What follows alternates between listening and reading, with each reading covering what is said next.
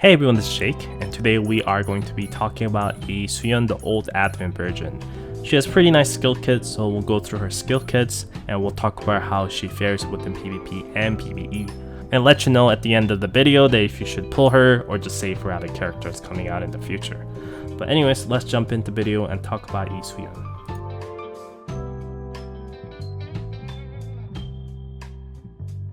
So let's start talking about the Sooyeon skill kit first. Sooyeon's basic attack does 2 valid hits AoE attack, which is not bad at all, and it's pretty normal these days, but at the time it was pretty big deal actually.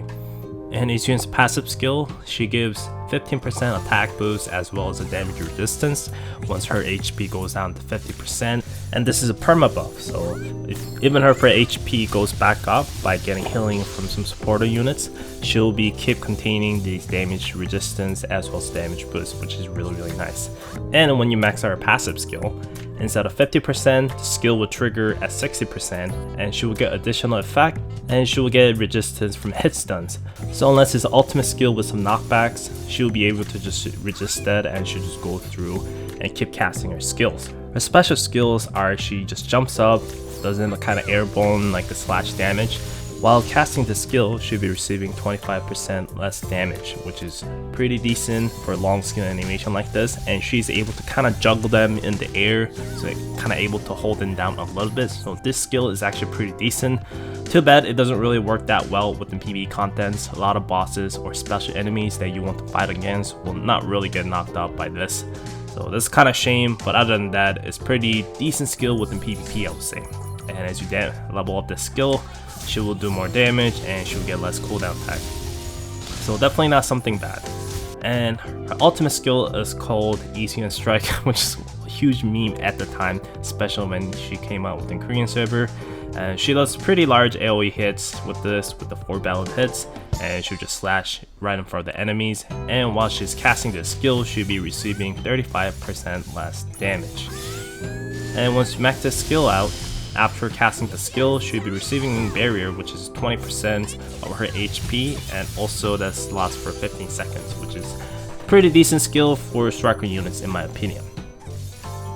If you just look at the skill kit, she's nothing too crazy, but she got a lot of damage resistance buff with her H skills, so she sounds really good, right? But let's talk about how she fares within PvP and PvE within Korean server, and what you can expect in the C server as well.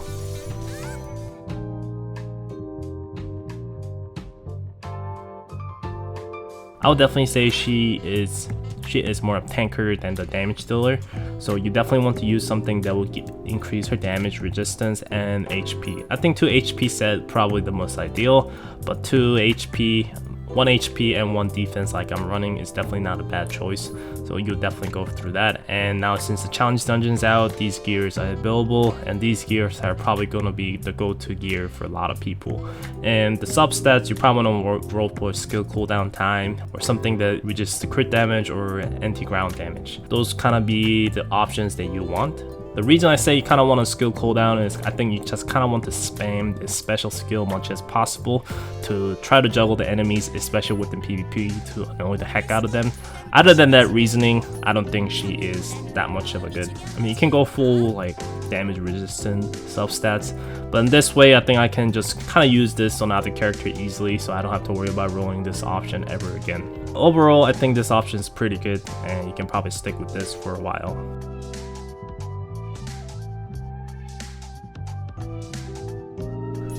I think main problem comes to Sooyeon when it comes to PvE content. There are so many great strikers out there right now that's able to apply very useful debuffs that will apply to the entire party members to take a benefit of. For example, Chiyu for 3 cost unit, she is able to reduce enemies defense, and there are so many units like that. You can only put so much characters within PvE contents.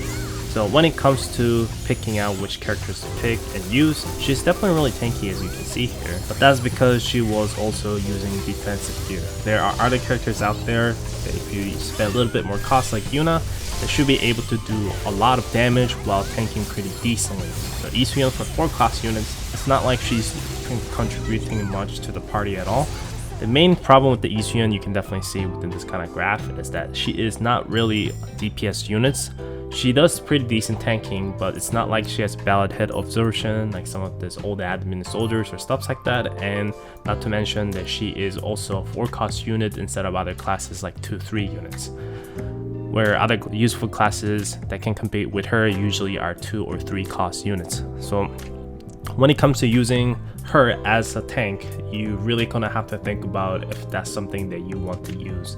When it comes to doing damage, it's not something that you want to look for, so she is a very tricky spot for PvE content. If you look at 4-cost striker units for PvE content, there are definitely way better characters. Veronica is one of the top tier character that you can really go for within PvE contents, as well as the PvP time to time. So Veronica definitely a really good choice, where the Sooyeon definitely does not have anything like that.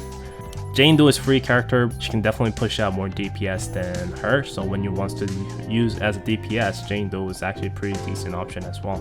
Terminator are also tanking and able to shred enemies' defense. So when you're competing with these units within PvE contents, you really have to question yourself, do I really want her? Do I really want to use her? So at the end of the day, the point I'm trying to say is, if there's so many different units available for Striker Pulse, which is already kind of crowded, not just the counter units but soldier class as well as the mechanics class coming out as well. So it's really up to you to decide what you want to use. But in my opinion, I think it's best to use other units that's available or wait for the future units to come out, because Sooyeon is not something that would shift the meta. There won't be a content that you won't be able to clear or you won't be able to take a benefit of because you have these.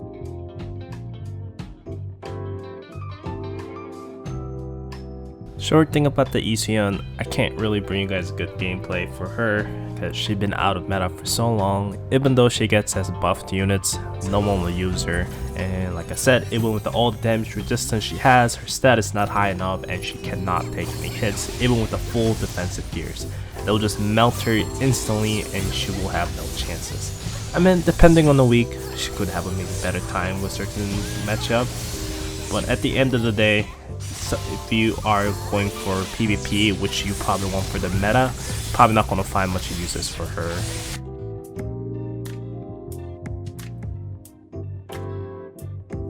So at the end of the day, it's up to you if you want to pull for Sooyeon, but I think you definitely want to save your tickets for any other upcoming future striker units. Probably want to pull for something like Veronica. Veronica is a really good striker unit, and you will have a lot of fun with her if you want to play with the PvP.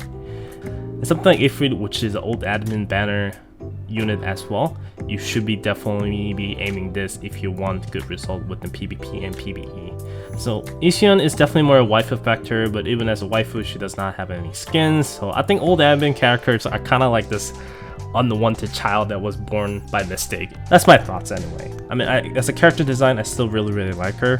When it comes to using her within actual contents, I can definitely say anything good about her. So it's really up to you, but my short answer for her is definitely avoid her and save up for the future banner.